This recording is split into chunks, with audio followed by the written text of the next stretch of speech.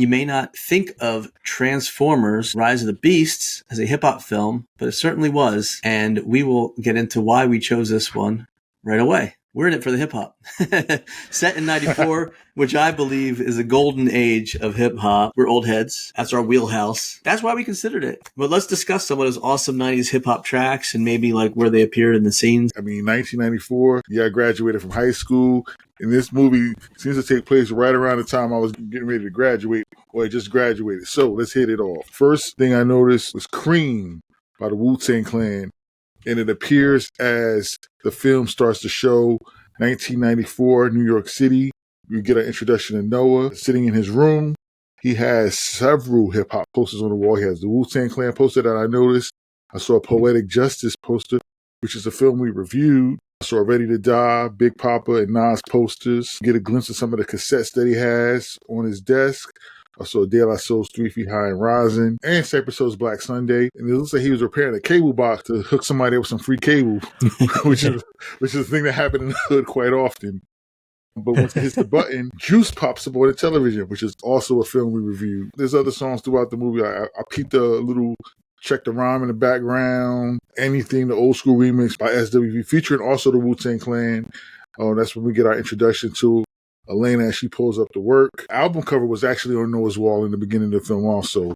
You see a little bit of that. One of my favorite tracks from Nas, Represent, when Noah and Reek were sitting outside of the building they're trying to plan their heist, and they were sitting in one of my favorite cars of all time, a red Acura Legend.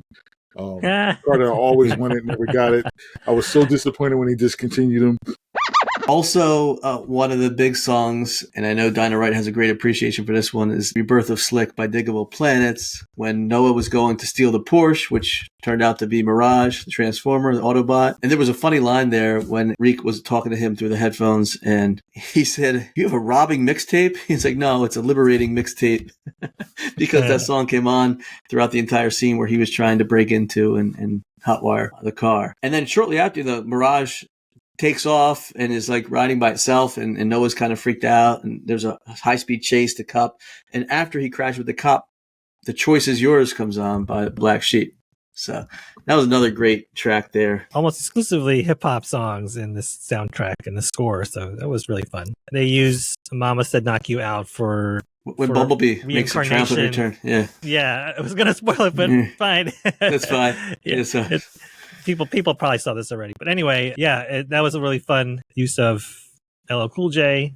So yeah, they definitely went into the crates for this one. Mirage was saying Wu-Tang's in the house. It's also just kind of random. That was funny. Oh, another big hit that they used, Hypnotize. Yes. Notorious B.I.G. They used it twice. Yeah, they used it as Noah and Mirage were rolling up when they were plotting to leave to head towards Peru. And that scene was really cool, how Mirage rolls up and transforms and Noah just walks out of it. I was like, that was kind of cool how they did that.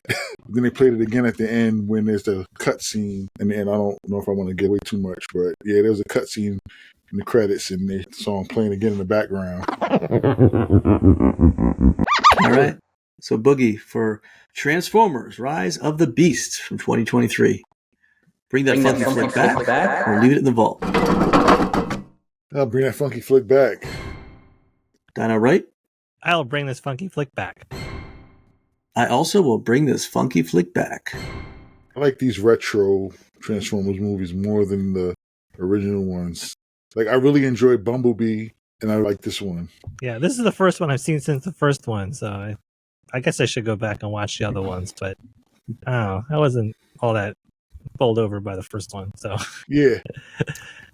Yeah. It's funny, so many of my friends said, "Did you see the new Transformers? There's so much 90s hip-hop in it. There's so much, you gotta watch it. You gotta watch it. There's so much 90s hip-hop in it." So that's why I brought it up to you guys. I was like, hey, let's do this film because it's right up our alley. Yeah. Yeah, I was trying to figure out, like, did they need to go back to 1994 for this? And I wasn't sure I had a good answer for it, but 90s hip-hop works for me. Yeah. The Bumblebee one takes place before this one. It goes back even further. Bumblebee standalone films go back even further. Okay. Yeah. So it does align with some of the sequencing. This is a prequel to some other ones, I think, right? So there is a reason for the 94 if you're really into the Transformer universe. Yeah. Yeah. Thanks for tuning in. And remember, don't hate, Substantiate. It's true.